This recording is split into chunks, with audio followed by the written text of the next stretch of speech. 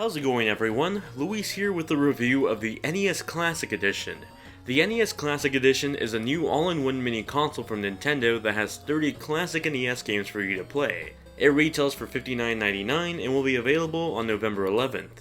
For $59.99, you'll get a mini NES console replica with 30 games built right into the system. You'll also get a replica NES controller to play all those games, an HDMI cable to plug the game system into the television set, and a micro USB cable with an AC adapter to plug it into the wall. Oh yeah, you also get this pretty badass looking NES poster that mimics sort of the design of the promotional artwork that the NES had during 1985. The system itself is incredibly small. It's about twice as tall as my new 3DS XL when the system is closed, and it even fits in my hand. I'm 6 feet tall and this thing is essentially portable in my hand, so that's pretty crazy.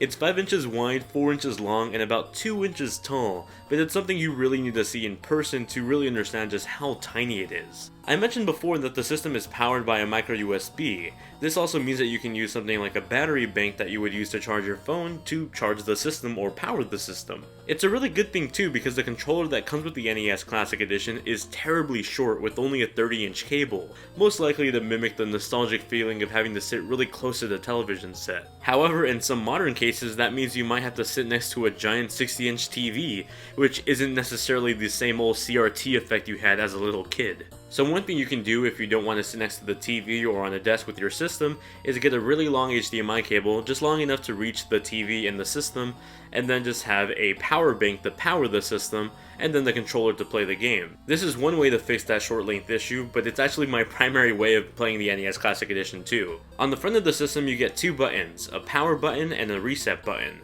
The power button turns on the system and turns it off as expected, and the reset button sends you back to the main menu of the system where you can choose which game to play. Sadly, the little lid replica isn't functional like the original NES, but it still looks really cool. One handy feature with the system is that the controller ports are actually the same ports as Wii Remote ports. This means that if you have any Wii Classic controllers lying around, you can use them as a second controller or a primary controller for the NES Classic Edition.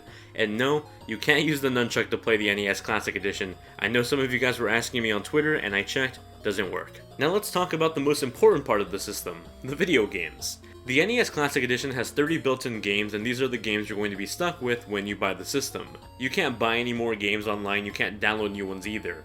The 30 built-in games are the only ones available with this system. Playing games on the system is pretty straightforward. When you turn on the NES Classic Edition, you are introduced to your library of games. You can sort them by the publisher, the release date, or the title. You also have the option to change the display mode of the games. There is 3 in total. 4:3, which is the aspect ratio most of you played games during the 80s, Pixel Perfect, which makes every pixel accurate in resolution, meaning that the images will look smaller but sharper, and then finally the CRT display. This applies a special effect to the games that makes the games look like it's being played on an old CRT television set. Although the gameplay you're seeing now on the video review just really doesn't do it justice. It's something you really need to see in person that looks pretty darn awesome. There's also a built-in save state mechanism, so you can now save your games even if the title doesn't support native saving, games like Punch-Out or Super Mario Bros. It's a pretty handy feature for anyone that hated writing down all the passwords for Punch-Out and then having to enter them when you wanted to replay a certain boss. This pretty much fixes that issue. Playing games on the NES Classic Edition feels just like it did back on the original NES, only way better looking. The emulator in the system is definitely the best one Nintendo has ever made. If you can compare the same NES games running on the Wii U Virtual Console compared to the NES Classic Edition, you'll notice that the NES Classic Edition just looks way more vibrant in color and even sharper at times than the Wii U.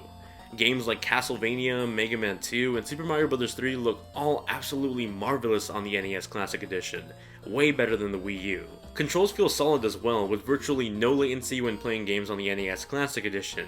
Outside of the short cable length of the controller, the NES Classic Edition definitely feels like the best way to replay or even enjoy for the first time some of gaming history's best retro titles. If you want to relive some of the best games history had to offer in beautiful detail, then you really can't go wrong with the NES Classic Edition. For $60, you get 30 great looking games that would otherwise cost you $3 to $5 a game with terrible looking visuals if you bought them through the Wii U Virtual Console. Whether you're just a gamer that appreciates the classics or want to get it as a gift for a younger sibling or a child that never got the chance to play these classics, the NES Classic Edition makes for a great gift this holiday season, one that I would definitely recommend to any nostalgic gamer out there. Thank you all very much for watching my review. If you enjoyed it and found it useful, smack that like button, share it with your friends on Facebook and Twitter. It really does help my channel grow, and I really do appreciate it. If you really enjoyed my content, consider subscribing, and you might want to check out some of my other videos on the channel. On the screen now you'll see icons for some of my more recent videos, including an icon to visit my Twitter and subscribe, so be sure to click those if you haven't already. They're even clickable on mobile phones now too, so you can do that now as well. Thank you all very much for watching, and I'll catch you all in the next one.